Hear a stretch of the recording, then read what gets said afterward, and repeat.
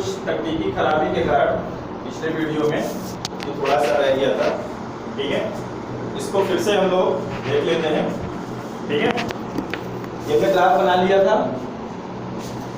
ये दोनों रेखाओं के इक्वेशंस थे। ये y minus x equal to 4 की थी, ये x plus y equal to 5 की थी।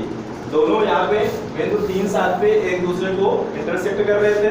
ठीक है ना, एक ही बिंदु पर दोनों रेखाएं एक दूसरे को, दो सरल रेखाएं अगर एक दूसरे को प्रतिच्छेद करती हैं तो एक ही बिंदु पर प्रतिच्छेद करेंगी, क्योंकि दोबारा मुड़ के वो वापस नहीं आएंगी काटने। ठीक है, तो ये दोनों बिंदु 3 7 पर एक दूसरे को प्रतिच्छेद कर रहे हैं। x जो था, इस बिंदु का जो x निर्देशांक है, पहला निर्देशांक x निर्देशांक 3 और y निर्देशांक क्या है 7 है। x बराबर 3 है और y बराबर 7।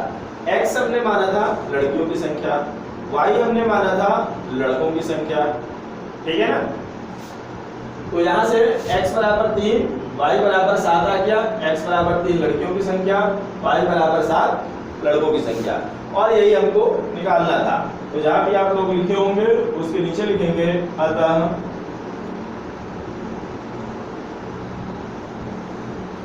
लड़कों की संख्या बराबर 3, x बराबर 3 आया था, और लड़कियों की संख्या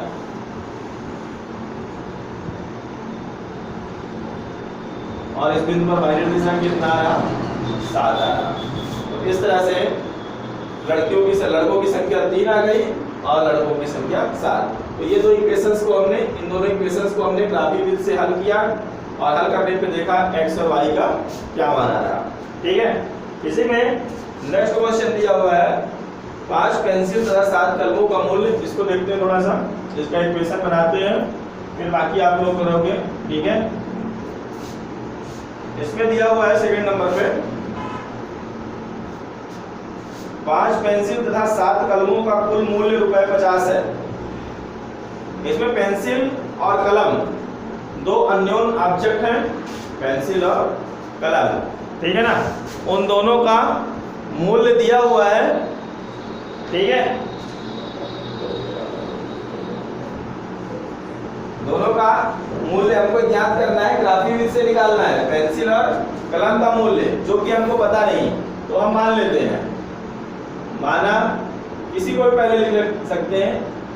पेंसिल का मूल्य x या ₹x तथा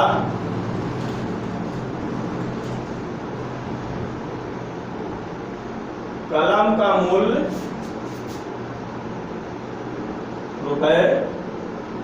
₹y है। x पेंसिल का मूल्य और कलम का मूल्य y है। एक पेंसिल का मूल्य है, ठीक है ना, एक पेंसिल का मूल्य है और ये एक कलम का मूल्य है। एक पेंसिल का मूल्य x और एक कलम का मूल्य y। अब सवाल में लिखा हुआ है प्रश्नानुसार, प्रश्न में दिया हुआ है 5 पेंसिल तथा 7 कलमों का कुल मूल्य। क्या दिया हुआ है? 5 पेंसिल प्लस 7 कलम का कुल मूल्य दिया हुआ है 50 रुपए। 50 रुपए दिया हुआ है। अब देखो, एक पेंसिल कितने की है?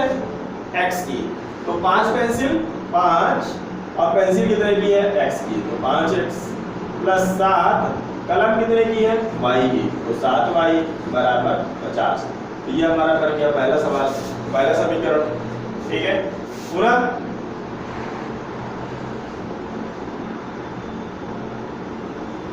प्रश्नानुसार फिर से दिया हुआ है, उसी में आगे 7 पेंसिल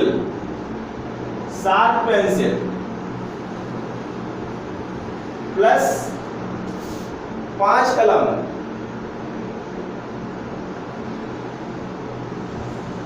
बराबर दिया हुआ है 7 पेंसिल प्लस 5 कलम बराबर दिया हुआ है 46 रुपए। इन दोनों का मूल्य कितना है? 46 रुपए कुल मूल्य है। ठीक है, तो 7 पेंसिल कितने की है? x की, तो ये हो गया 7x प्लस 5 कलम कितने की है y की, तो 5 कलम 5y बराबर 46। ये हमारा हो गया दूसरा। तो ये हमारे अलजेब्रिक एक्सप्रेशन बन गए, दोनों बीजीय समीकरण बन गए हैं। अब इन दोनों इक्वेशंस को हल करके भाई ग्राफिक विधि से ही हल करके मान निकालना है, ठीक है, x और y का मान। ये समीकरण 1 और 2 बन गए हैं। मान निकालने के लिए यहां से आप कुछ भी रखते जाओ, ठीक है ना, y बराबर कुछ भी रखते जाओ, x का मान मिलता जाएगा, ठीक है। तो हम देखेंगे कि क्या क्या मान रखे जा सकते हैं इसमें।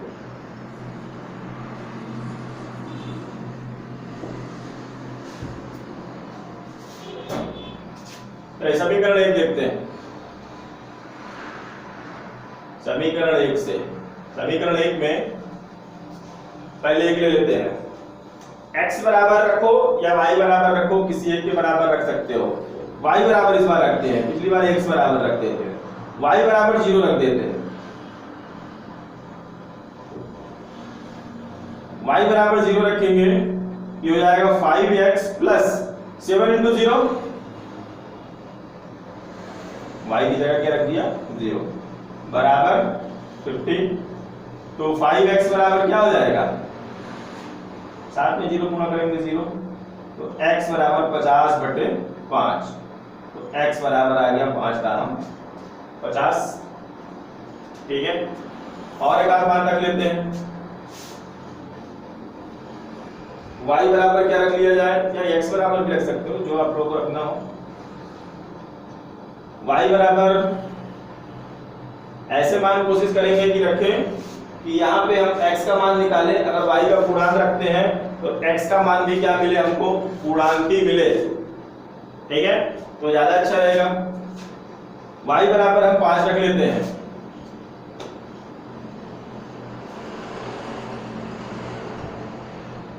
पांच रखने पर ये हो जाएगा 5x plus 7 into 5 equal to 50। तो 5x 7 इंटू 5 35 इक्वल टू 15, ठीक है। इस 35 को उधर लेके आएंगे तो 5x इक्वल टू 50 माइनस 35, उधर गया तो माइनस में हो गया, तो 5x इक्वल टू हो जाएगा 50 में 35 घटाएंगे 15, तो x बराबर हो जाएगा 15/5। तो x बराबर हमको मिल जाएगा यहाँ से 5 यानी 15, x बराबर 3, ठीक है। दो मान आ गए, आप चाहो तो एक और ले सकते हो कोई, और चाहे तो इतने पे एंड कर सकते हो, कोई दिक्कत नहीं है, ठीक है। दो ही मान लेते हैं। अब इसकी सारणी बना लेते हैं, x y, x बराबर 10 आया था जब हमने y बराबर क्या लिया था 0 लिया था, फिर x बराबर 3 आया है जब हमने y बराबर क्या लिया था 5 लिया था। y बराबर 10 लेके भी हल कर सकते हो, करना है तो y बराबर 10 लेंगे, अगर तो y बराबर यहाँ पे 10 लेंगे तो 10 70 70 लग जाएगा, तो 50 माइनस 70 माइनस 20 आएगा, तो x बराबर वहां से हमको -4 मिल जाएगा। ऐसे ही हल करके आप लोग देख लेना, आ जाएगा, ठीक है। ये पहले इक्वेशंस के लिए हो गया। अब इसी तरह दूसरा समीकरण लेते हैं, समीकरण 2 से। समीकरण 2 में क्या है, 7x plus 5y equal to 46। इसमें भी हमको ऐसे मान लेने हैं, पूर्णांक ले और पूर्णांक ही मिले तब तो ठीक है ना। तो कौन कौन से मान ले, y बराबर भी ले सकते हैं और x बराबर भी मान ले सकते हैं। x बराबर अगर हम 3 लें, x के मान लेते हैं, x बराबर 3 रखने पर ये हो जाएगा 7 गुणे 3 प्लस 5y बराबर 46, 7 3 21 प्लस 5y बराबर 46, ये 21 को उधर लेके जाएंगे तो 5y बराबर 46 माइनस 21, तो 5y बराबर 46 में 21 घटाएंगे 25, तो y बराबर हो जाएगा 25/5, तो y बराबर 5। x बराबर 3 रखने पर y बराबर मिल गया 5। और मान रख लेते हैं,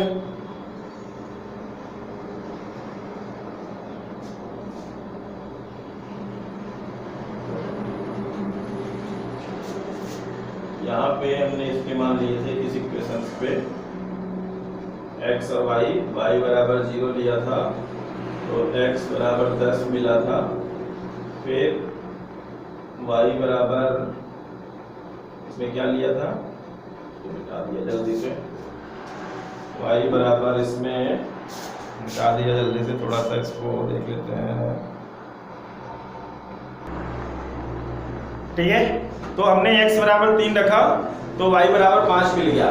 अब हम एक और मान इस पे रखते हैं, x बराबर -2 रखते हैं इस इक्वेशन पे, तो ये हो जाएगा 7 गुणे x की जगह पे -2 प्लस 5y बराबर 46, 7 दूनी 14 -14 प्लस 5y बराबर 46, ये -14 उधर जाएगा तो 5y बराबर 46, ये उधर जाएगा तो प्लस में हो जाएगा, तो 5y बराबर 46 में 14 जोड़ेंगे तो 60, तो y बराबर हो जाएगा 60/5, तो y बराबर यहाँ सबको मिल जाएगा 12×5 60।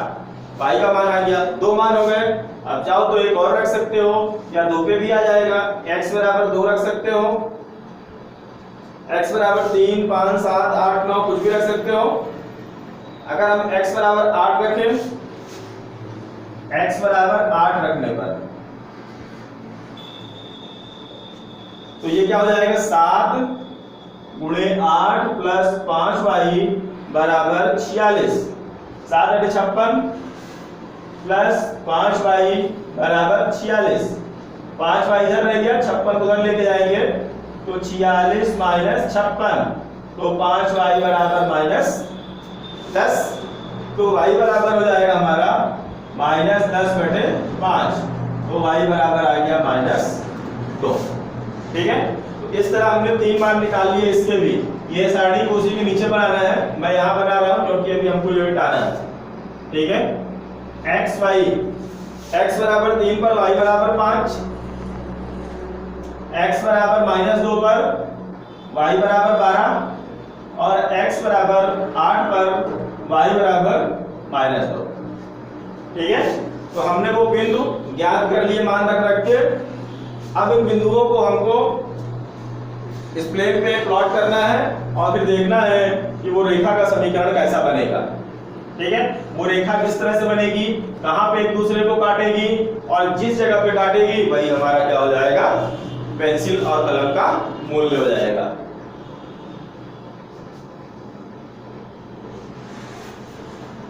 ग्राफ में बनाएंगे ज्यादा बेटर रहेगा।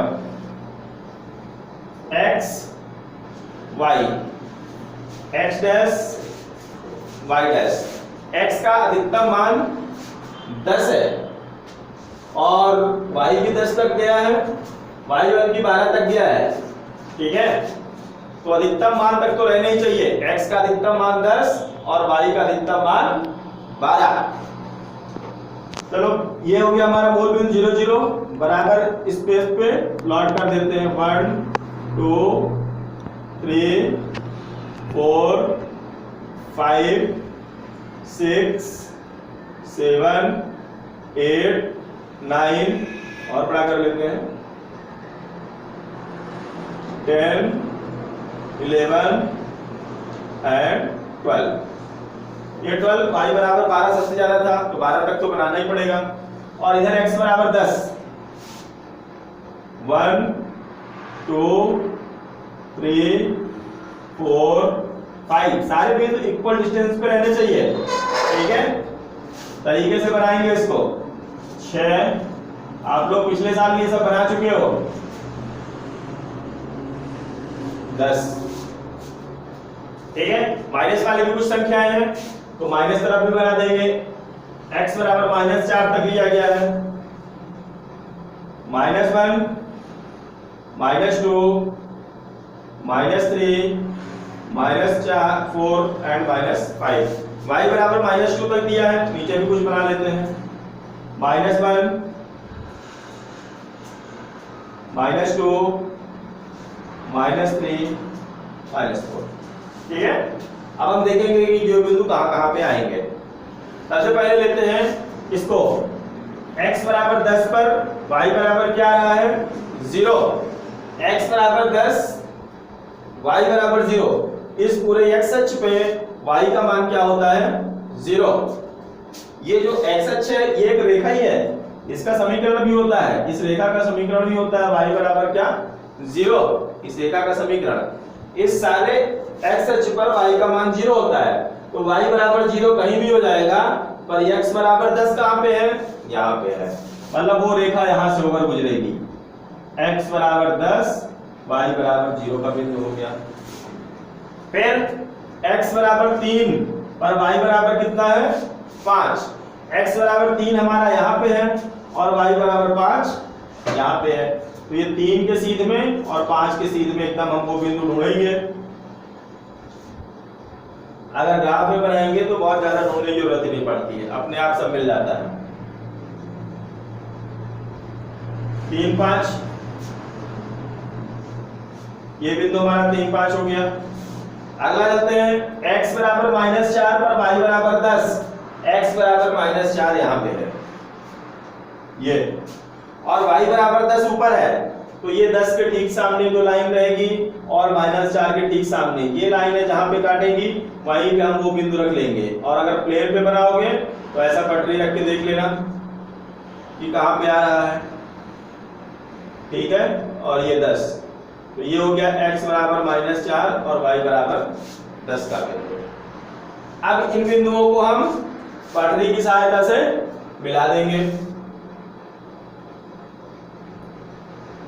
जब हम मिलाएंगे तो ये एकदम एक पटरी पे मिल जाएगा, एकदम सीधी रेखा मिलेगी, टेढ़ी नहीं हो सकती। यहाँ पे आपको कुछ टेढ़ा दिख भी सकता है, पर अगर कॉपी में बनाओगे तो एकदम सीधा सा दिखेगा।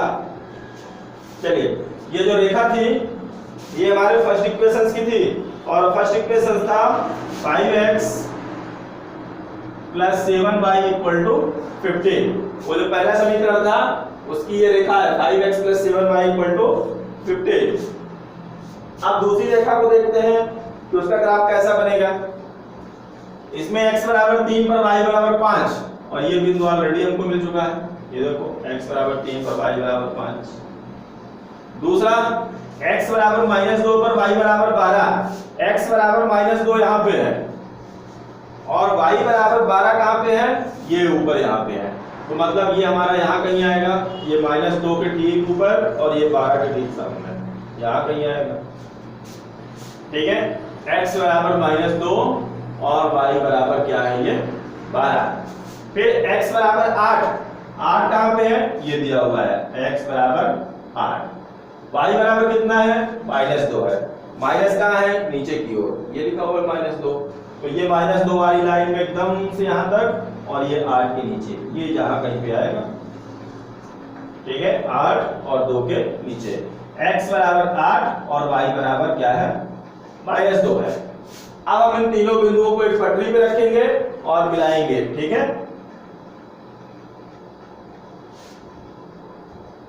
एक ही बार में पटरी में रखने पे मिल जाएगा, ये एकदम सीधी रेखा मिलेगी। यहां वाले देखने से थोड़ा टेढ़ा हो जाए रेखा। ठीक है, ये जो रेखा है ये हमारी है 7x + 5y = 46 की। तो हम देख रहे हैं कि ये दोनों रेखाएं जो हैं तो बिंदु 3 5 पर एक दूसरे को इंटरसेक्ट कर रही हैं। बिंदु 3 5 पर एक दूसरे को क्या कर रही हैं, प्रतिच्छेद कर रही हैं। और जब दो रेखाएं प्रतिच्छेद करें तो उसका एक अद्वितीय हल मिलता है। वो अद्वितीय हल क्या होता है, जहां पे दोनों एक दूसरे को प्रतिच्छेद कर रहे हैं। इस प्रतिच्छेद बिंदु का x निर्देशांक 3 है और y निर्देशांक 5 है। x हमने माना क्या था, x हमने माना था पेंसिल का मूल्य, और y क्या माना था, कलम का मूल्य। तो ये जो रेखाएं प्रतिच्छेद कर रही हैं, क्योंकि दोनों रेखाएं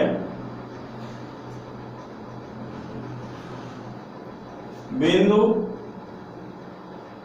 3, 5 पर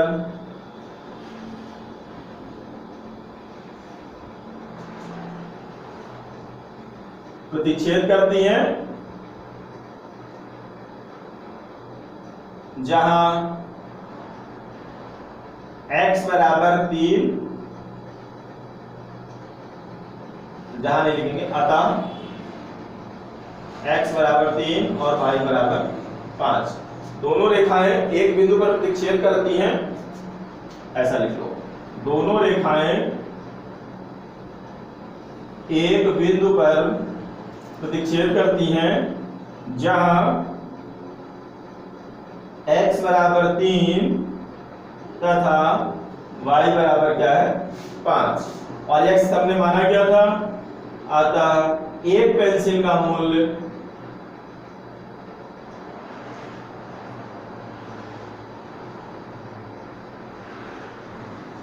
₹3 तथा एक कलम का मूल्य ₹5। एक पेंसिल और एक कलम का मूल्य हमको पता चल गया। इस तरह ग्राफीय विधि से हम किसी भी इक्वेशंस को सॉल्व कर सकते हैं, ठीक है ना। तो हमने ये आप लोगों को 2 सवाल इसके बता दिए हैं और 2 ही सवाल दिए हुए थे, फिर भी आप लोग प्रैक्टिस और करिए और इसे ज़्यादा बेहतर तरीके से समझिएगा, ठीक है। आज के लिए इतना ही, थैंक यू।